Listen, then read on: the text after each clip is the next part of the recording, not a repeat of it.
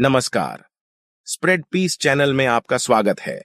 आज हम आपको सुनाएंगे शरत चंद्र चट्टोपाध्याय की एक खूबसूरत कहानी, अंधेरे में उजाला।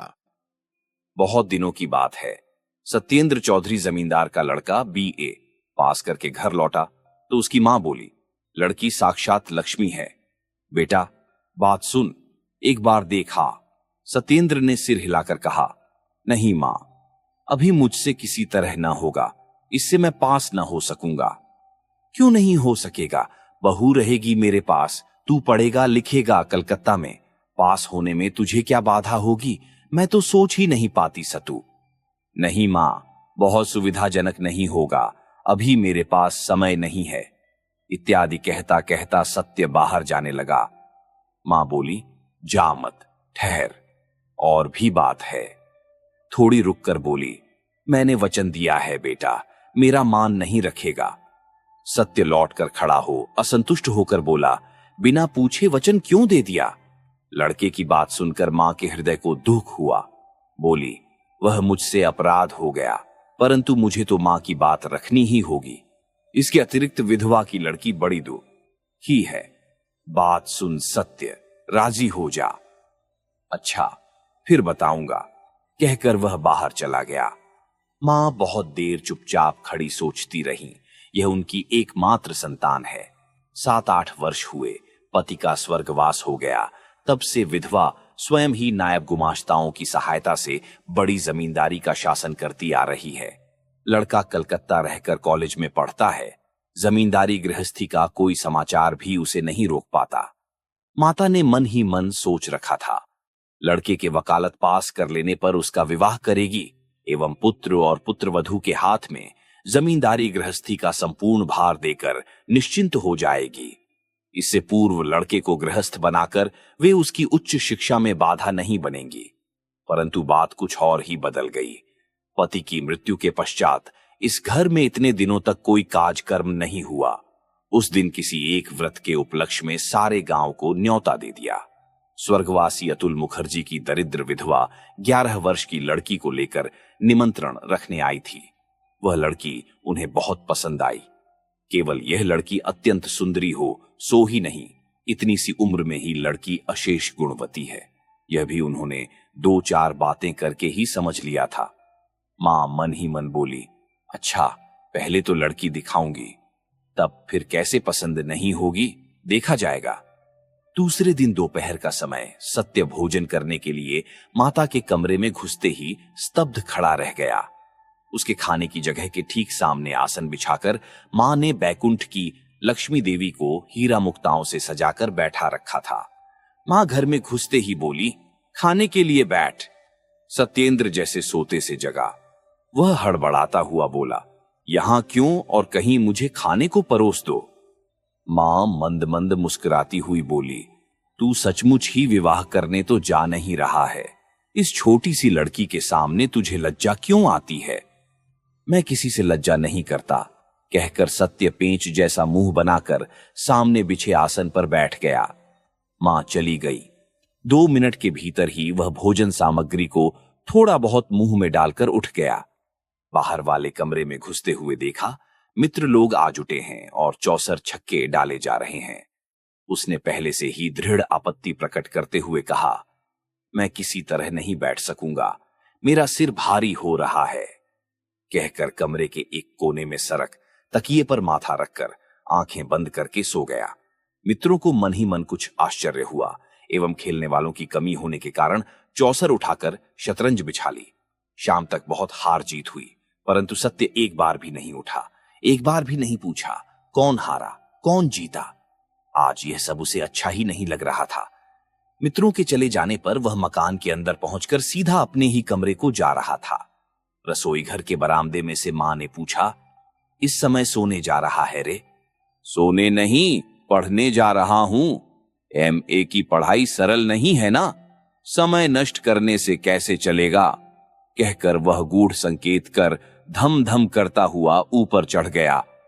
आधा घंटा बीत गया, उसने एक पंक्ति भी नहीं पढ़ी। टेबल के ऊपर पुस्तक खुली पड़ी थी। कुर्सी को हिलाता हुआ ऊपर की ओर मुंह किए वह छत की कड़ियों को गिन रहा था। तभी अचानक ध्यान भंग हो गया। उसने कान खड़े करते हुए सुना, झम। फिर थोड़ी देर बाद झमझम। सत्य ने सीधे उठकर बैठते हुए देखा। वहीं सिर से पांव तक गहने पहने हुए लक्ष्मी देवी जैसी लड़की धीरे धीरे पास आकर खड़ी हो गई। सत्य टकटकी लगाए देखता रहा। लड़की ने कोमल कंठ में कहा, मां ने आपकी राय पूछी है। सत्य ने क्षण भर मौन रहकर प्रश्न किया, किसकी मां? लड़की ने कहा, मेरी मां। सत्य उसी समय प्रत्युत्तर नहीं ढूंढ सका। क्षण भर बाद बोला, मेरी मां से पूछते ही पता चल जाएगा। लड़की लौटी जा रही थी। सत्य ने अचानक प्रश्न कर डाला, तुम्हारा नाम क्या है? मेरा नाम राधा रानी है, कहकर वह चली गई। किसी प्रकार राधा रानी जबरदस्त ध्यान भुलाकर सत्य MA पास करने के लिए कलकत्ता चला आया है। विश्वविद्यालय की समस्त परीक्षाओं में उत्तीर्ण न होने तक किसी भी प्रकार नहीं, बहुत संभव है बाद में भी नहीं, वह विवाह ही नहीं करेगा। कारण, गृहस्थी में पड़ जाने से मनुष्य का आत्मसंभ्रम नष्ट हो जाता है, इत्यादि इत्यादि। तो भी रह रहकर उसका संपूर्ण मन जैसे न जाने कैसा हो उठता है। कहीं भी कोई नारी मूर्ति देखते ही एक अन्य छोटा सा मुख उसके पास ही प्रकट होकर उसको ढंकता हुआ अकेला विराजमान हो उठता है। सत्य किसी भी प्रकार उस लक्ष्मी प्रतिमा को भूल नहीं पाता। सदैव से ही वह नारी के प्रति उदासीन रहा है। अचानक यह उसे क्या हो गया है कि राह घाट में कहीं भी एक विशेष उम्र की किसी लड़की को देखते ही उसे अच्छी तरह देखने की इच्छा हो उठती है। हजार चेष्टाएं करने पर भी वह जैसे किसी प्रकार आंखें नहीं हटा पाता। देखते देखते अचानक शायद अत्यंत लज्जित होकर संपूर्ण शरीर बार बार सिहर उठता है और वह उसी समय किसी भी एक रास्ते को पकड़कर शीघ्रतापूर्वक खिसक जाता है। सत्य को तैरकर स्नान करना बहुत अच्छा लगता था। उसके छोर बागान के निवास से गंगा नदी दूर नहीं है। प्रायः ही वह जगन्नाथ घाट पर स्नान करने के लिए आता। आज पूर्णिमा है। घाट पर खूब भीड़ हो गई है। गंगा तट पर आकर वह जिस उड़िया ब्राह्मण को सूखे कपड़ों की जिम्मेदारी सौंपकर पानी में घुसता है, उसी की ओर चले आते हुए एक जगह ही बाधा पाकर रुककर देखा 4-5 लोग एक ओर देख रहे हैं। सत्य उन लोगों की दृष्टि का अनुसरण करके देखते हुए आश्चर्य से स्तब्ध रह गया। उसके मन को लगा, एक साथ इतना रूप उसने और कभी किसी स्त्री शरीर में नहीं देखा। लड़की की उम्र 18-19 से अधिक न थी। पहनावे में सीधी सादी काली पाड़ की धोती, संपूर्ण शरीर आभूषणहीन घुटनों के बल बैठी हुई, मस्तक पर चंदन की छाप लगवा रही थी एवं उसी का परिचित पंडा एकाग्र चित्त से सुंदरी के कपोल और नाक पर चंदन की रेखा खींच रहा था। सत्य पास जाकर खड़ा हो गया। पंडा सत्य से यथेष्ट दक्षिणा पाया करता था। इसी से उसने रूपसी के चंद्रमुख की खातिरदारी त्याग करके हाथ के छापे रखते हुए बड़े बाबू के सूखे वस्त्रों के लिए हाथ बढ़ा दिया। दोनों की आंखें चार हुई। सत्य झटपट कपड़ों को पंडे के हाथ में दे शीघ्रतापूर्वक सीढ़ियां पार करके पानी में घुस गया। मगर आज उसे लहरें नहीं काटी जा सकी। किसी प्रकार स्नान पूरा करके जब वह वस्त्र बदलने के लिए ऊपर आया, तब तक वह असामान्य रूप सी चली गई थी। उस दिन उसका मन दिन भर गंगा गंगा करने लगा एवं दूसरे दिन अच्छी तरह सवेरा होने से पहले ही मां गंगा ने उसे ऐसी जोर से खींचा कि वह विलंब न करके छूटी से एक वस्त्र खींचकर गंगा यात्रा को चल दिया। घाट पर आकर देखा, अपरिचिता रूप सी अभी अभी स्नान करके ऊपर आई है और पहले दिन की भांति आज भी ललाट को चित्रित करा रही है। आज भी चारों आंखें मिली। आज भी उसके सर्वांग में बिजली दौड़ गई और वह किसी प्रकार कपड़े छोड़कर शीघ्रतापूर्वक चल दिया। रमणी प्रतिदिन बहुत अंधेरे ही गंगा स्नान करने आती है, सत्य यह जान गया। इतने दिन जो दोनों का साक्षात्कार नहीं हुआ, उसका एकमात्र कारण है, पहले सत्य स्वयं ही बहुत अबेर करके स्नान करने आता था। जाह्नवी तट पर ऊपर ही ऊपर आज 7 दिनों से दोनों की 4 आंखें मिल रही हैं, परंतु मुंह से बात नहीं निकलती। शायद उसकी आवश्यकता भी नहीं थी। कारण, जिस जगह आंखों की बात होती है, उस जगह मुंह की बात को चुप ही रह जाना पड़ता है। अपरिचिता रूप सी जो भी हो, उसने आंखों से बात करते हुए शिक्षा दी है एवं उस विद्या के पारदर्शी सत्य के अंतर्यामी ने भीतर हृदय में उसे अनुभव कर लिया है। उस दिन स्नान करके वह कुछ अन्य मनस्क की भांति लौट रहा था। अचानक उसके कानों में पड़ा, एक बात सुनिए। मुंह उठाकर देखा, रेलवे लाइन के उस पार वही रमणी खड़ी हुई है। उसकी बाईं बगल में जलपूर्ण छोटा सा पीतल का कलश और दाहिने हाथ में गीला कपड़ा है। उसने सिर झुकाकर इशारे से बुलाया। सत्य इधर उधर देखकर पास जाकर खड़ा हो गया। उसने उत्सुक नेत्रों से देखते हुए कोमल कंठ से कहा, मेरी नौकरानी आज नहीं आई है, दया करके मुझे कुछ आगे तक पहुंचा दें तो बहुत अच्छा हो। और दिन वह दासी को साथ लेकर आती थी, आज अकेली है। सत्य के मन में विविधा होने लगी। यह काम अच्छा नहीं है, मन को एक बार ऐसा भी लगा, परंतु वह ना नहीं कह सका। रमणी उसके मन के भाव का अनुमान कर कुछ हंस गई। इस हंसी को जो हंसना जानता है, उसके लिए संसार में कुछ भी अप्राप्य नहीं है। सत्य ने तुरंत ही चलिए कहकर उसका अनुसरण किया। 2-4 कदम आगे बढ़कर रमणी ने फिर बात की। दासी बीमार है, वह आ नहीं सकती, परंतु मैं भी गंगा स्नान किए बिना रह नहीं सकती। आपको भी देखती हूं, यही बुरी आदत है। सत्य ने आहिस्ता से उत्तर दिया, जी हां, मैं भी प्रायः गंगा स्नान करता हूं। यहां आप कहां रहते हैं? चोर बागान में मेरा घर है। मेरा मकान जोड़ा सांकू में है। आप मुझे पत्थरियां घाट के मोड़ तक पहुंचाकर बड़ी सड़क से चले जाइएगा। ठीक है। बहुत देर और कोई बात नहीं हुई। चीतपुर के रास्ते पर आकर रमणी मुड़कर खड़ी होती हुई फिर वैसी ही हंसी हंसकर बोली, पास ही हम लोगों का मकान है, अब चली जाऊंगी, नमस्कार। नमस्कार कहकर सत्य गर्दन झुकाए हुए झटपट चला गया। उस दिन भी उसकी छाती के भीतर न जाने क्या होता रहा, वह लिखकर बताना असाध्य है। जवानी में कामदेव के पुष्प बाण का आघात जिन्हें सहना पड़ा है, केवल उन्हीं को अनुमान हो सकेगा। केवल वे ही समझ सकेंगे उस दिन क्या हुआ। सब लोग न समझेंगे। किस उन्माद के नशे में डूबकर जल, स्नान, आकाश, वायु सब रंगीन दिखाई देने लगे। समस्त चैतन्य जगत किस तरह चेतना खो बैठा है। एक मुखड़ा प्राणहीन चुंबक शलाका की भांति केवल इसी एक ओर झुक पड़ने के लिए प्रतिक्षण उन्मुख बना रहा। दूसरे दिन सवेरे सत्य ने झककर उठते हुए देखा, धूप निकल आई है। एक पीड़ा की लहर उसके कंठ तक को आलोकित करती हुई जम गई। उसने निश्चित रूप से समझा, आज का दिन तो एकदम व्यर्थ हो गया है। नौकर सामने से जा रहा था, उसे बुरी तरह धमकाते हुए कहा, हरामजादे, इतनी देर हो गई, मुझे तू हिला भी नहीं सकता था। जा, तुझ पर 1 रुपया जुर्माना किया। वह बेचारा हतबुद्धि हो देखता रहा। सत्य दूसरा कपड़ा लिए बिना नाराज मुंह से घर से निकलकर बाहर चल दिया। सड़क पर आकर किराए की गाड़ी की एवं गाड़ीवान को पत्थरियां घाट के भीतर होकर चलने का हुक्म देकर रास्ते के दोनों ओर प्राणपण से आंखें बिछा रखी। परंतु गंगा तट पर आकर घाट की ओर देखते ही उसका संपूर्ण क्षोभ जैसे ठंडा हो गया। अपितु मन को लगा जैसे अचानक ही मार्ग पर पड़े हुए किसी अमूल्य रत्न को उठा लिया। गाड़ी से उतरते ही वह कोमलता पूर्वक हंसते हुए अत्यंत परिचित की भांति बोली, इतनी देर क्यों? मैं आधे घंटे से खड़ी हुई हूं, जल्दी नहा लीजिए, आज भी मेरी दासी नहीं आई। 1 मिनट सब्र कीजिए, कहकर सत्य शीघ्रता पूर्वक जल में जा घुसा। तैरना उसका न जाने कहां गया। वह किसी प्रकार शरीर को 2-3 डुबकी देकर लौट आया और बोला, मेरी गाड़ी कहां गई? रमणी ने कहा, मैंने उसे भाड़ा देकर विदा कर दिया। आपने भाड़ा दिया? दे ही दिया। चलिए, कहकर फिर एक भुवन मोहिनी हंसी हंसकर वह आगे बढ़ चली।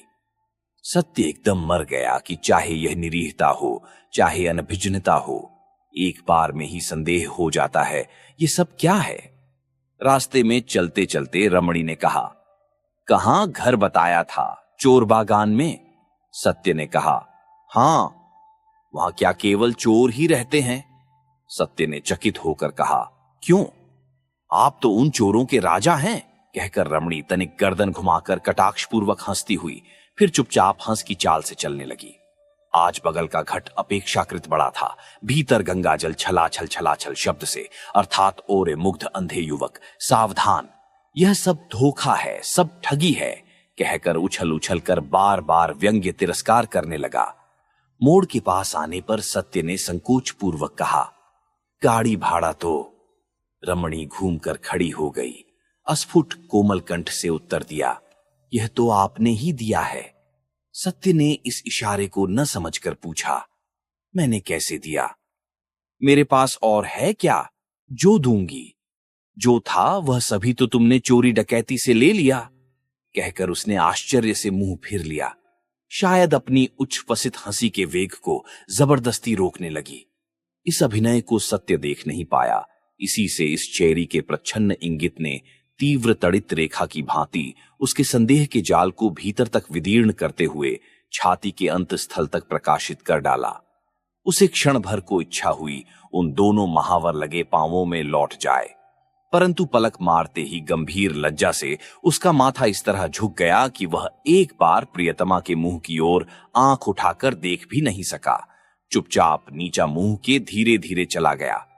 उसी फुटपाथ पर उसके आदेशानुसार दासी उसकी प्रतीक्षा कर रही थी। पास आकर बोली, अच्छा दीदी मणि, बाबू को इस तरह क्यों नचाती फिरती हो? कहती हूं कुछ है भी या नहीं? 2 पैसा खींच सकोगी ना? रमणी हंसकर बोली, सो नहीं जानती, परंतु बेवकूफ लोगों की नाक में रस्सी डालकर घुमाने में मुझे अच्छा लगता है। दासी भी कुछ देर तक हंसकर बोली, यह भी तुम ही कर सकती हो, परंतु कुछ भी कहो दीदी मणि, देखने में जैसे राजकुमार हैं, जैसी आंखें और मुंह है, वैसा ही रंग भी है। तुम दोनों सच मानो खड़े होकर बातें कर रहे थे तो लगता था जैसे गुलाब के 2 फूल खिले हुए हों। रमणी मुंह बिचकाकर हंसती हुई बोली, अच्छा चल, पसंद आ गया हो तो, न हो तो तू ही ले लेना। दासी भी हारने वाली नहीं थी। उसने जवाब दिया, नहीं दीदी मणि, वह वस्तु प्राण रहते अन्य किसी को नहीं दे सकोगी, यह कहे देती हूं। ज्ञानियों ने कहा है, असंभव घटना आंखों देखी होने पर भी नहीं कहनी चाहिए, कारण अज्ञानी लोग उस पर विश्वास नहीं करेंगे। इसी अपराध से श्रीमंत बेचारा किसी श्मशान में जा चुका है। खैर, कुछ भी हो, यह एकदम सच्ची बात है कि सत्य जैसे आदमी ने उस दिन घर लौटकर टेनिसन की कविताएं पढ़ी एवं डॉन जॉन की कविताओं का बंगला अनुवाद करने बैठ गया। वह इतना बड़ा हो चुका था, परंतु इस बार भी इस संशय का कण भर भी उसके मन में नहीं उठा कि दिन के समय में शहरी राह घाट में ऐसे अद्भुत प्रेम की बाढ़ संभव भी हो सकती है या नहीं, अथवा उस बाढ़ का प्रवाह यदि सर्वांग को डुबाता हुआ उठा तो वह निरापद भी रह सकेगा या नहीं। 2 दिन बाद स्नान करके घर लौटते हुए मार्ग में अपरिचिता ने अचानक कहा, कल रात थिएटर देखने गई थी। सरला का कष्ट देखते ही छाती फटने लगती है ना? सत्य ने सरला का नाटक नहीं देखा था। स्वर्णलता नामक पुस्तक अवश्य पढ़ी थी। धीरे से बोला, हां, बहुत बार दुख पाकर ही उसकी मृत्यु हुई। रमणी दीर्घ निश्वास छोड़ती हुई बोली, ओफ, कितना भयानक कष्ट। अच्छा, सरला ने अपने पति को इतना प्यार क्यों किया और उसकी जिठानी क्यों नहीं कर सकी, कह सकते हैं? सत्य ने संक्षेप में उत्तर दिया, यह स्वभावजन्य है।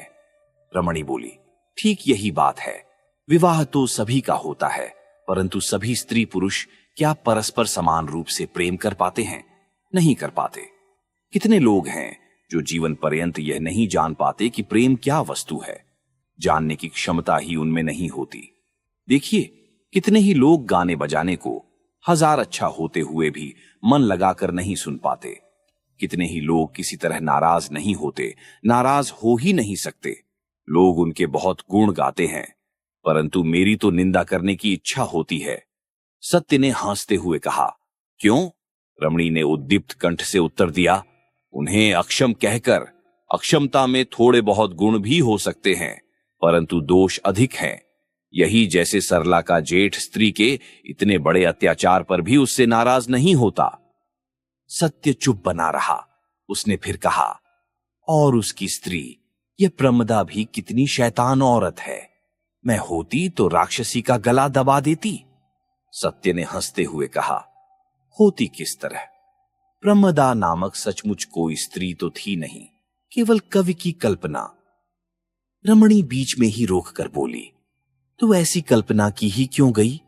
अच्छा, सब लोग कहते हैं सभी मनुष्यों के भीतर भगवान है, आत्मा है, किंतु प्रमदा के चरित्र को देखकर नहीं लगता कि उसके भीतर भी भगवान थे।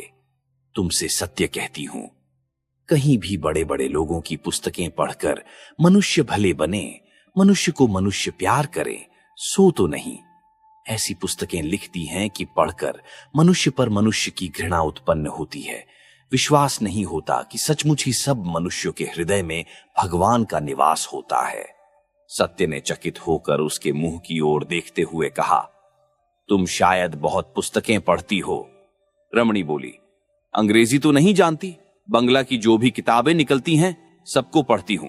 किसी किसी दिन सारी रात पढ़ती हूं। यही तो बड़ी सड़क है। चलो ना हमारे घर, जितनी पुस्तकें हैं सब दिखाऊंगी। सत्य चौंक उठा, तुम लोगों के घर?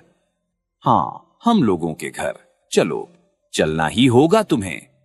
अचानक सत्य का मुंह पीला पड़ गया। वह भयभीत होकर कह उठा, नहीं नहीं, छह छह छह छह कुछ नहीं, चलो। नहीं नहीं, आज नहीं, आज रहने दो, कहकर सत्य कांपते हुए पांवों से शीघ्रतापूर्वक चल दिया। इस अपरिचिता प्रेयसी के प्रति गंभीर श्रद्धा भाव से आज उसका हृदय भर गया। सवेरे के समय स्नान करके सत्य धीरे धीरे घर लौटा। उसकी दृष्टि क्लांत सजल थी, आंखों की पलक उस समय भी गीली थे। आज 4 दिन बीत गए, उस अपरिचिता प्रियतमा को वह देख नहीं पाया है। फिर वह गंगा स्नान करने नहीं आई। आकाश पाताल की न जाने क्या क्या बातें उसने कुछ दिन से की हैं, उनकी सीमा नहीं। कभी कभी मन में दुश्चिंता भी उठी है, शायद वह बची ही न हो, शायद वह मृत्युशैया पर। कौन जाने। वह गली तो जानता है, परंतु और कुछ नहीं पहचानता। किसका मकान है, कहां मकान है, कुछ भी नहीं जानता। मन में सोचा सोच विचार, आत्मग्लानि से हृदय जला जा रहा है कि उस दिन क्यों नहीं चला गया, क्यों उसके सविनय अनुरोध की उपेक्षा कर दी थी। वह सचमुच ही मुझसे प्रेम करती थी। आंखों में नशा नहीं, हृदय में गहरी प्यास थी। उसमें छल कपट की छाया भी नहीं थी। जो थी वह सचमुच ही निस्वार्थ, सचमुच ही पवित्र, हार्दिक स्नेह था। बाबू, सत्य ने चौंकते हुए देखा। उसकी वही दासी जो साथ आती थी सड़क के किनारे खड़ी हुई है। सत्य घबराकर समीप आ भारी गले से बोला, क्या हुआ उन्हें? कहते ही उसकी आंखों में पानी भर आया, संभाल नहीं सका। दासी ने मुंह नीचा करके हंसी छिपा ली। शायद हंसी आ जाने के भय से ही मुंह नीचा किए हुए बोली, दीदी मणि बहुत बीमार हैं, आपको देखना चाहती हैं। चलो, कहकर सत्य तुरंत स्वीकृति दे आंखें पोंछकर साथ चल दिया। चलते चलते पूछा, क्या बीमारी है? बहुत अधिक बढ़ गई है क्या? दासी ने कहा, नहीं, सो तो कहीं, परंतु ज्वर अधिक है। सत्य ने मन ही मन हाथ जोड़कर मस्तक पर रखे और कुछ नहीं पूछा। मकान के सामने आकर देखा, बहुत बड़ा मकान है। दरवाजे के समीप बैठा एक हिंदुस्तानी दरबान ऊंघ रहा है। दासी से पूछा, मेरे जाने से तुम्हारी दीदी मणि के पिता नाराज तो नहीं होंगे? वे मुझे पहचानते नहीं। दासी ने कहा, दीदी मणि के पिता नहीं हैं, केवल मां हैं। दीदी मणि की भांति वे भी आपको बहुत प्यार करती हैं। सत्य ने और कुछ न कहकर भीतर प्रवेश किया। सीढ़ियों पर चढ़कर तीसरी मंजिल के बरामदे में आकर देखा, पास ही पास कमरे हैं। बाहर से जितना भी दिखाई पड़ता है, लगता है वे सब चमत्कार पूर्ण ढंग से सजे हुए हैं। किसी कमरे से उच्च हास्य के साथ तबला और घुंघरू का शब्द आ रहा है। दासी ने हाथ से दिखाते हुए कहा, यही घर है, चलिए। दरवाजे के सामने आकर वह हाथ से पर्दे को हटाती हुई बहुत उच्च कंठ से बोली, दीदी मणि, यह लो अपने नागर को। तीव्र हंसी और कोलाहल उठा। भीतर जो कुछ देखा उसे सत्य का संपूर्ण मस्तिष्क उलट पुलट हो गया। उसे लगा जैसे वह अचानक बेहोश होता हुआ गिरा जा रहा है। किसी तरह दीवार को पकड़कर उसी जगह आंखें बंद करके वह चौखट के ऊपर बैठ गया। कमरे के भीतर तख्त था। गद्दी चादर आदि के बिछौने के ऊपर 2-3 सभ्य वेशधारी पुरुष बैठे थे। एक आदमी हारमोनियम, एक तबला लिए बैठा था। एक अन्य व्यक्ति दत्तचित हो शराब पी रहा था और वह शायद अकेली नाच रही थी। दोनों पांवों में घुंघरू बंधे हुए थे। संपूर्ण शरीर विविध प्रकार के आभूषणों से भूषित था। सुरारंजित दोनों आंखें झूम झूम रही थीं। झटपट समीप आकर सत्य का एक हाथ पकड़ खिलखिलाकर हंसती हुई बोली, दोस्त को मिर्गी की बीमारी है क्या? लो भाई, तैयारी मत करो, उठो, इस सब से मुझे बड़ा डर लगता है। प्रबल तड़ित वेग से हतचेतन मनुष्य जिस तरह कांपता हुआ हिलने लगता है, उसके कर स्पर्श से सत्य नीचे से ऊपर तक उसी प्रकार कांपकर घबराने लगा। रमणी ने कहा, मेरा नाम श्रीमती बिजली है। तुम्हारा नाम क्या है भाई? बाबू, बाबू। सब लोगों ने हे करके अट्टहास मचा दिया। दीदी मणि की दासी तो हंसी से भरकर एकदम मेज के ऊपर जा लेटी। क्या रंग लाती हो दीदी मणि? बिजली कृत्रिम रोष भरे स्वर से उसे थोड़ा धमकाती हुई बोली, ठहर, बकबक मत कराओ, उठाओ, कहकर जबरदस्ती सत्य को खींच लाकर एक चौकी के ऊपर बैठाकर उसके पांवों के समीप घुटने टिकाकर बैठ गई और हाथ जोड़कर गाना आरंभ कर दिया।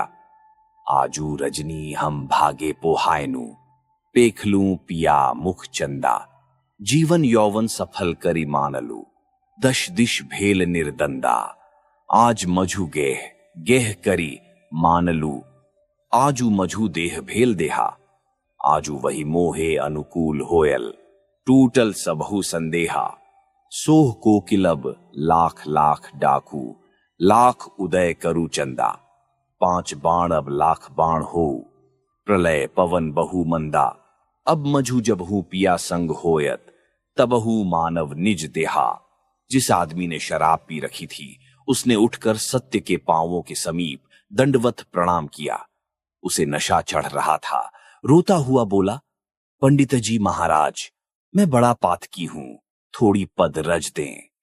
भाग्य की विडंबना से आज स्नान के उपरांत सत्य कुछ धूली भरे कपड़े पहने हुए था। जो व्यक्ति हारमोनियम बजा रहा था वह थोड़ा बहुत होश में था।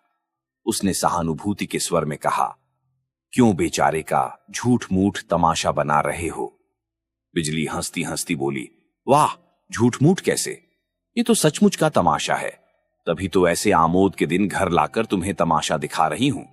अच्छा, सिर फिरे बाबू, सच तो बता भाई, तू मुझे क्या समझता था? प्रतिदिन गंगा स्नान को जाती हूं, कर्म से ब्राह्मण भी नहीं हूं, मुसलमान क्रिस्तान भी नहीं हूं। हिंदू घर की इतनी बड़ी उम्र की लड़की सधवा हो सकती है अथवा विधवा किस मतलब से प्रीति करने चला था? बोल तो, ब्याह करने के लिए या भुलावा देकर उड़ा ले जाने को? एक भारी हंसी मच गई। तदुपरांत सब लोग मिलकर कितनी ही बातें करने लगे। सत्य ने एक बार भी मुंह नहीं उठाया, किसी भी बात का जवाब नहीं दिया। वह मन में क्या सोच रहा था, उसे किस तरह कहा जाए और कहने पर भी समझेगा कौन? खैर, रहने दो। बिजली अचानक चकित होकर उठ खड़ी होती हुई बोली, वाह, मैं भी खूब हूं। ओ श्यामा, जल्दी आ, बाबू के लिए खाना ले आ, स्नान करके आए हैं। वाह, मैं केवल तमाशा ही कर रही हूं। कहते कहते उसका थोड़ी देर पहले का व्यंग्य विद्रूप से जलता कंठ स्वर अकृत्रिम स्नेह के अनुपात से सचमुच ही ठंडा हो गया। थोड़ी देर बाद दासी ने एक थाल में खाने की वस्तुएं लाकर हाजिर कर दी। बिजली अपने हाथ में थाल लेकर फिर घुटने नवाकर बैठती हुई बोली, मुंह उठाओ, खाओ। अब तक सत्य अपनी संपूर्ण शक्ति को एकत्र कर स्वयं को संभाले हुए था। इस बार मुंह उठाकर शांत भाव से बोला, मैं नहीं खाऊंगा। क्यों? जाती चली जाएगी, मैं क्या भंगिन या चमारिन? हां। सत्य ने उसी भांति शांत कंठ से कहा, वह होती तो खा लेता, आप जो कुछ हैं ठीक हैं। बिजली खिलखिलाकर हंसती हुई बोली, हाय, बाबू भी छुरी छुरा चलाना जानते हैं, देख रही हूं। कहकर फिर हंसी, परंतु वह केवल शब्द मात्र था, हंसी नहीं थी। इसी से और कोई उस हंसी में योग नहीं दे पाया। सत्य ने कहा, मेरा नाम सत्य है, बाबू नहीं। मैंने छुरी छुरा चलाना कभी नहीं सीखा, परंतु अपनी भूल पहचान कर उसे सुधारना सीखा है। बिजली अचानक न जाने क्या बात कहने जा रही थी, परंतु उसे दबाकर बोली, मेरा छुआ नहीं खाओगे? नहीं। बिजली उठ खड़ी हुई। उसके परिहास के स्वर में इस बार तीव्रता मिली हुई थी। जोर देकर बोली, खाओगे? मैं कहे देती हूं तुमसे, आज न सही, कल, अन्यथा तुम 2 दिन बाद खाओगे। सत्य गर्दन हिलाकर बोला, देखो, भूल सभी से होती है। मेरी भूल कितनी बड़ी थी उस सबको खूब समझ गया हूं। आपसे भी भूल हो रही है। आज नहीं, कल नहीं, 2 दिन बाद नहीं, इस जन्म में नहीं, आगामी जन्म में भी नहीं, किसी भी समय आपका छुआ नहीं खाऊंगा। आज्ञा दीजिए, मैं जाऊं।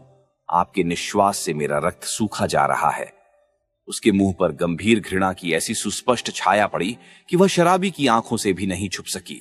उसने सिर हिलाकर कहा, बिजली बीबी, अर्सिकेशु रसस्य निवेदन, जाने दो, जाने दो, सवेरे सवेरे ही इसने सारा मजा मिट्टी कर दिया। बिजली ने जवाब नहीं दिया।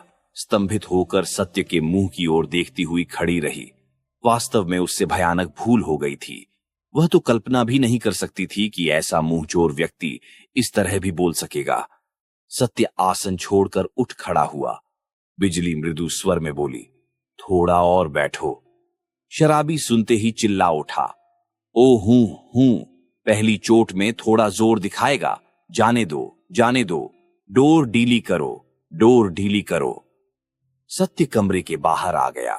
बिजली ने पीछे से आकर राह रोकते हुए धीरे धीरे कहा, वे लोग देख लेते, इसी से अन्यथा मैं हाथ जोड़कर कहती हूं, मुझसे बड़ा अपराध हो गया है। सत्य दूसरी ओर मुंह करके चुप बना रहा। उसने दोबारा कहा, यह बगल वाला कमरा मेरे लिखने पढ़ने का कमरा है। एक बार देखोगे नहीं? एक बार आओ, माफी चाहती हूं। नहीं, कहकर सत्य सीढ़ियों की ओर अग्रसर हुआ। बिजली पीछे पीछे चलती हुई बोली, कल मुलाकात होगी? नहीं। तो क्या कभी मुलाकात नहीं होगी? नहीं। रुदन से बिजली का कंठ रुद्ध हो गया। थूक निगलकर जोर लगाकर गले को साफ करती हुई बोली, मुझे विश्वास नहीं होता कि फिर मुलाकात नहीं होगी, परंतु तो भी यदि न हो तो बताओ, मेरी इस बात पर विश्वास करोगे? भग्न स्वर सुनकर सत्य चकित हो गया, परंतु इन 15-16 दिनों से जो अभिनय उसने देखा है, उनके आगे तो यह कुछ भी नहीं है। तो भी वह मुंह फेर कर खड़ा हो गया। उस मुख की प्रत्येक रेखा पर सुदृढ़ अविश्वास को पढ़कर बिजली की छाती फट गई, परंतु वह क्या करेगी? हाय हाय, विश्वास कराने के सभी उपाय उसने जैसे कूड़े करकट की भांति अपने ही हाथ से झाड़कर फेंक दिए थे। सत्य ने पूछा, क्या विश्वास करूं? बिजली के होंठ कांप उठे, परंतु स्वर नहीं निकला। आंसुओं के भार से बोझिल दोनों नेत्र क्षण भर के लिए ऊपर उठाकर नीचे कर लिए। सत्य ने उन्हें भी देखा, परंतु आंसू क्या नकली नहीं होते। बिजली मुंह उठाए बिना भी समझ गई, सत्य प्रतीक्षा कर रहा है, परंतु उस बात को वह किसी प्रकार भी मुंह से बाहर नहीं निकाल सकी, जो बाहर निकलने के लिए उसकी छाती के अंजर पंजरों को तोड़े फोड़े दे रही थी। वह प्यार करती थी। उस प्यार की बात को सार्थक करने के लिए वह इस रूप की भंडार देह का भी शायद एक फटे हुए कपड़े के टुकड़े की भांति त्याग कर सकती थी, परंतु कौन उसका विश्वास करेगा? वह तो दागी आसामी है। अपराधी के 100 करोड़ चिन्ह सर्वांग पर लगाए विचारक के सामने खड़ी होकर आज वह किस प्रकार मुंह पर लाए कि अपराध करना ही उसका पेशा अवश्य है, परंतु इस बार वह निर्दोष है। जितना विलंब होने लगा उतना ही वह समझने लगी, विचारक उसे फांसी का हुक्म देने बैठा है, परंतु किस तरह वह रोकेगी उसे? सत्य अधीर हो उठा था। वह बोला, जा रहा हूं। बिजली तब भी मुंह नहीं उठा सकी, परंतु इस बार बोली, जाओ, परंतु जिस बात पर अपराध में डूबी रहने पर भी मैं विश्वास करती हूं, उस बात का अविश्वास करके तुम अपराधी मत बनना। विश्वास करो, सभी के शरीर में भगवान वास करते हैं। जीवन पर्यंत वे शरीर को छोड़कर नहीं जाते। कुछ ठहर कर कहा, सभी मंदिरों में देवता की पूजा नहीं होती, तो भी वे देवता हैं। उन्हें देखकर सिर चाहे न झुक सके, परंतु उन्हें ठुकराकर भी नहीं जाया जा सकता। कहकर पद शब्द सुनकर उसने मुंह उठाकर देखा।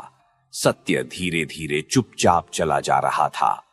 स्वभाव के विरुद्ध विद्रोह किया जा सकता है, परंतु उसे बदला तो नहीं जा सकता। नारी शरीर पर सैकड़ों अत्याचार चल सकते हैं, परंतु नारीत्व को अस्वीकार करने से नहीं चलेगा। बिजली नर्तकी है, तथापि वह नारी भी है। जीवन भर हजारों अपराधों की अपराधिनी रही, तो भी उसकी यह देह नारी देह ही तो है। घंटे भर बाद जब वह कमरे में लौट कर आई, उस समय उसकी लांछित अर्धमृत नारी प्रकृति अमृत के स्पर्श से झगकर उठ बैठी थी। इस अत्यंत थोड़े से समय के भीतर ही उसके संपूर्ण शरीर में न जाने कैसा अद्भुत परिवर्तन हो गया था। उसे शराबी तक खूब समझ गया। वह मुंह खोलकर कह बैठा, क्यों बिजली, आंखों की पलक तो भीगी हुई है। भैया रे, लौंडा भी एक ही जिद्दी था, ऐसी वस्तुएं भी मुंह में नहीं डाली। दो दो, थाली जरा आगे तो बढ़ा दो रे, कहकर स्वयं ही थाली खींचकर खाने लगा। उसकी एक भी बात बिजली के कानों में नहीं पड़ी। अचानक अपने पांवों में बंधे दिखाई देने वाले घुंघरुओं ने जैसे बिच्छुओं की भांति उसके दोनों पांवों में डंक मार दिया। उसने झटपट उन्हें खोलकर फेंक दिया।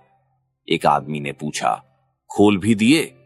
बिजली मुंह उठाकर थोड़ा हंसती हुई बोली, अब इन्हें नहीं पहनूंगी। अर्थात? अर्थात अब कभी नहीं, बाईजी मर गई। शराबी संदेश चबा रहा था। बोला, किस रोग से बाईजी? बाईजी फिर हंसी। ये वही हंसी थी। हंसती हुई बोली, जिस रोग से दीपक जलने पर अंधेरा मर जाता है, सूर्य निकलने पर रात्रि मर जाती है, आज उसी रोग से तुम लोगों की बाईजी सदैव के लिए मर गई भाई। 4 वर्ष बाद की बात कह रहा हूं। कलकत्ता के एक बड़े मकान में जमींदार के लड़के का अन्नप्राशन है। खाने पीने का विशाल आयोजन समाप्त हो चुका है। संध्या के बाद बाहर वाले मकान में प्रशस्त आंगन में महफिल का प्रबंध करके आमोद आह्लाद नृत्य गायन का आयोजन चल रहा है। एक ओर 3-4 नर्तकियां हैं, यही नृत्य गायन करेंगी। दूसरी मंजिल के बरामदे में चिक की आड़ में बैठी राधा रानी अकेले नीचे के जन समागम को देख रही थी। निमंत्रिता महिलाओं का अभी शुभागमन नहीं हुआ था। चुपचाप पीछे से आकर सत्येंद्र ने कहा, इतना मन लगाकर क्या देख रही हो, बताओ तो। राधा रानी अपने स्वामी की ओर मुड़कर देखती हुई मुस्कुराकर बोली, जिसे सब लोग देखने आए हैं, बाईजी की साज सज्जा, परंतु अचानक तुम यहां। पति ने हंसकर जवाब दिया, अकेली बैठी हो, इसी से एक बात कहने आया हूं। ऐसा? सचमुच? अच्छा देख रही हो तो बताओ तो, उनमें सबकी अपेक्षा तुम्हें कौन सी अधिक पसंद है? इधर वाली, कहकर राधा रानी ने उंगली उठाकर जो स्त्री सबसे पीछे अत्यंत सीधी सादी पोशाक पहने बैठी थी उसे दिखा दिया। पति ने कहा, वह तो अत्यंत रुग्ण है। सो भले ही हो, यही सबसे अधिक सुंदरी है, परंतु बेचारी गरीब है, शरीर में गहने वहने इन सब की भांति नहीं है। सत्येंद्र गर्दन हिलाकर बोला, यह होगा, परंतु इन सब की मजदूरी कितनी है जानती हो? नहीं। सत्येंद्र ने हाथ से दिखाते हुए कहा, ये 30-30 रुपए की है, और जिसे गरीब कहती हो उसके 200 रुपए। राजा रानी चौंक उठी। 200? क्यों, वह क्या बहुत अच्छा गाती है? कान से कभी सुना नहीं। लोग कहते हैं 4-5 वर्ष पहले बहुत अच्छा गाती थी, परंतु अब गा सकेगी या नहीं, कहां नहीं जा सकता। तब इतने रुपए देकर क्यों लाए? इससे कम पर वह नहीं आती, इतने पर भी आने को राजी नहीं थी, बहुत मना मनू कर लाई गई। राधा रानी और अधिक चकित होकर पूछने लगी, रुपए देकर भी मनाना मनूना क्यों? सत्येंद्र समीप ही एक चौकी खींचकर बैठता हुआ बोला, उसका पहला कारण, उसने व्यवसाय छोड़ दिया है। गुण उसका कितना भी हो, इतना रुपया कोई सहज ही देना भी नहीं चाहता, उसका भी आना नहीं होता, यही उसकी बात है। दूसरा कारण मेरी अपनी ही गरज है। इस बात पर राधा रानी ने विश्वास नहीं किया, तो भी आग्रह से आगे खिसक कर बैठती हुई बोली, तुम्हारी गरज लाख होगी, परंतु व्यवसाय क्यों छोड़ दिया, सुनोगी? हां, बोला। सत्येंद्र क्षण भर चुप रहकर बोला, उसका नाम बिजली है। एक समय, किंतु यहां पर लोग आ जाएंगे रानी, घर में चलोगी? चलूंगी, चलो, कहकर राधा रानी उठकर खड़ी हो गई। पति के पांवों के पास बैठकर सब कुछ सुनकर राधा रानी ने आंचल से आंखें पोंछ ली। अंत में बोली, इसी से आज उसका अपमान करके बदला लोगे, ये बुद्धि तुम्हें किसने दी? इधर सत्येंद्र की आंखें भी शुष्क नहीं थीं, बहुत बार गला भी भर आया था। वह बोला, अपमान अवश्य है, परंतु उस अपमान को हम 3 लोगों के अतिरिक्त और कोई नहीं जान सकेगा, कोई जानेगा भी नहीं। राधा रानी ने जवाब नहीं दिया। एक बार फिर आंचल से आंखें पोंछकर बाहर चली गई। निमंत्रित भद्र पुरुषों से महफिल भर गई थी एवं ऊपर बरामदे में बहुत सी स्त्रियों के कंठ का सलज्ज चीत्कार चिक के आवरण को भेदता हुआ आ रहा था। अन्यान्य नर्तकियां तैयार हो चुकी थीं। केवल बिजली उस समय भी सिर झुकाए बैठी थी। उसकी आंखों से पानी गिर रहा था। लंबे 5 वर्षों में उसका संचित किया हुआ धन प्रायः समाप्त हो चुका था। उसी के अभाव की ताड़ना से बाध्य होकर फिर वही कार्य अंगीकार करके आई थी जिसे उसने शपथ करके त्याग दिया था, परंतु वह मुंह उठाकर खड़ी नहीं हो पा रही थी। अपरिचित पुरुषों की तृष्णा दृष्टि के सम्मुख शरीर जैसे पत्थर की भांति भारी हो उठेगा। पांव इस तरह दुहरे होकर टूट पड़ना चाहेंगे। इसकी वजह 2 घंटे पहले कल्पना तक नहीं कर सकी थी। आपको बुला रही हैं। बिजली ने मुंह उठाकर देखा। पास ही खड़ा हुआ है एक 12-13 वर्ष का लड़का। उसने ऊपर के बरामदे की ओर निर्देश करते हुए दोबारा कहा, मां जी आपको बुला रही हैं। बिजली विश्वास नहीं कर पाई। जिज्ञासा की, कौन बुला रही है? मां जी बुला रही हैं। तुम कौन हो? मैं घर का नौकर हूं। बिजली गर्दन हिलाकर बोली, मुझे नहीं, तुम फिर पूछ कर आओ। बालक थोड़ी देर बाद लौट आकर बोला, आपका नाम बिजली है ना? आप ही को बुला रही हैं, आइए मेरे साथ। मां जी खड़ी हुई हैं। चलो, कहकर बिजली झटपट पांवों के घुंघरू खोलकर उनका अनुसरण करती हुई अंदर प्रविष्ट हो गई। मन में सोचा, गृहिणी की कोई विशेष फरमाइश है, इसीलिए वहां बुलाया गया है।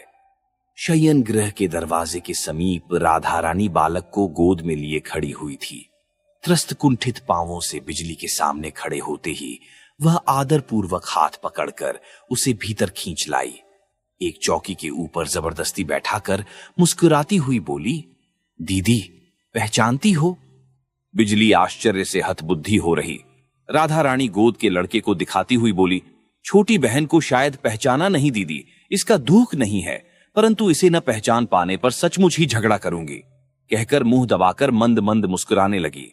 ऐसी हंसी देखकर भी बिजली कोई बात न कह सकी, परंतु उसका अंधकारपूर्ण आकाश धीरे धीरे स्वच्छ हो आने लगा। उस अनिंद्य सुंदर मातृमुख से सद्य विकसित गुलाब जैसे शिशु के मुख की ओर उसकी दृष्टि बंधी रह गई। राधा रानी निस्तब्ध थी। बिजली निर्निमेष आंखों से देख देख कर अचानक उठ खड़ी हुई। दोनों हाथ फैलाकर शिशु को गोद में लेकर जोर से छाती से चिपटाकर झरझर करती हुई रो पड़ी। राधा रानी ने कहा, दीदी समुद्र को मथकर विष तो स्वयं पी लिया और समस्त अमृत इस छोटी बहन को दे दिया है। उन्होंने तुमसे प्यार किया था, इसीलिए मैंने उन्हें पाया है। सत्येंद्र के एक छोटे से फोटोग्राफ को हाथ में उठाए बिजली टकटकी बांधे देख रही थी। मुंह उठाकर मुस्कुराती हुई बोली, विष का विष ही तो अमृत है बहन। मैं वंचित नहीं रह आई, उसी विष ने इस घोर पापिनी को ऊपर कर दिया है। राधा रानी ने इस बात का उत्तर न देते हुए कहा, मुलाकात करोगी दीदी? बिजली क्षण भर आंखें बंद करके निश्चय करती हुई बोली, नहीं दीदी। 4 वर्ष पहले जिस दिन वे अछूत को पहचान कर घोर घृणा से मुंह फेर कर चले गए थे, उस दिन घमंड में भरकर मैंने कहा था, फिर मुलाकात होगी, तुम फिर आओगे। परंतु मेरा वह घमंड रहा नहीं और वे नहीं आए। परंतु आज देख रही हूं क्यों दर्पहारी ने मेरा वह दर्प नष्ट कर दिया।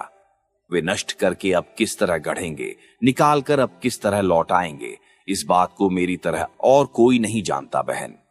कहकर वह फिर एक बार अच्छी तरह आंचल से आंखें पोंछकर बोली, प्राणों की ज्वाला से भगवान को निर्दय निष्ठुर कहकर अनेकों दोष दिए हैं, परंतु अब देख रही हूं इस पापिष्ठा पर उन्होंने कैसी दया की है। उस दिन उन्हें लौटा कर ले जाती तो मैं तो सब ओर से मिट्टी हो जाती, उन्हें भी नहीं पाती, स्वयं को भी हार जाती। रुदन से राधा रानी का गला अवरुद्ध हो गया था, वह कुछ भी नहीं बोल पा रही थी। बिजली ने फिर कहा, सोचा था कभी मुलाकात होने पर उनके पांव पकड़कर एक बार और माफी मांगकर देखूंगी, परंतु उसकी अब जरूरत नहीं है। इस चित्र को केवल दे दो दीदी, मैं जा रही हूं।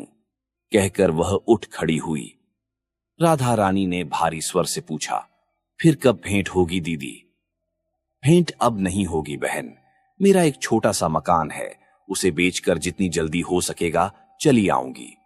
अच्छी बात है, बता सकती हो बहन, उन्होंने क्यों अचानक इतने दिनों बाद मुझे स्मरण किया? जब उनका आदमी मुझे बुलाने गया था तब तो कोई एक झूठा नाम बताया था। लज्जा से राधा रानी का मुंह लाल हो उठा। वह नीचा मुंह किए चुप रह गई। बिजली क्षण भर सोचकर बोली, समझ गई, शायद मेरा अपमान करने के लिए ही ना। नहीं, इसके अतिरिक्त इतनी चेष्टा करके मुझे बुलवाने का तो कोई अन्य कारण दिखाई नहीं देता। राधा रानी का मस्तक और भी झुक गया। बिजली हंसकर बोली, तुम क्यों लजाती हो बहन, तो भी उनसे भूल हो गई। उनके चरणों में मेरा शतकोटि प्रणाम कहकर बता देना, यह नहीं हो सकता। मेरा अपना अब कुछ नहीं है। अपमान करने पर संपूर्ण पाप उन्हीं के शरीर से लगेगा। नमस्कार दीदी। नमस्कार बहन। आयु में बहुत बड़ी होने पर भी तुम्हें आशीर्वाद देने का अधिकार तो मुझे नहीं है। मैं तन मन से प्रार्थना करती हूं बहन, तुम्हारे हाथ का नोया अक्षय बना रहे। जा रही हूं। आप सुन रहे थे शरत चंद्र चट्टोपाध्याय की रोचक कहानी अंधेरे में उजाला।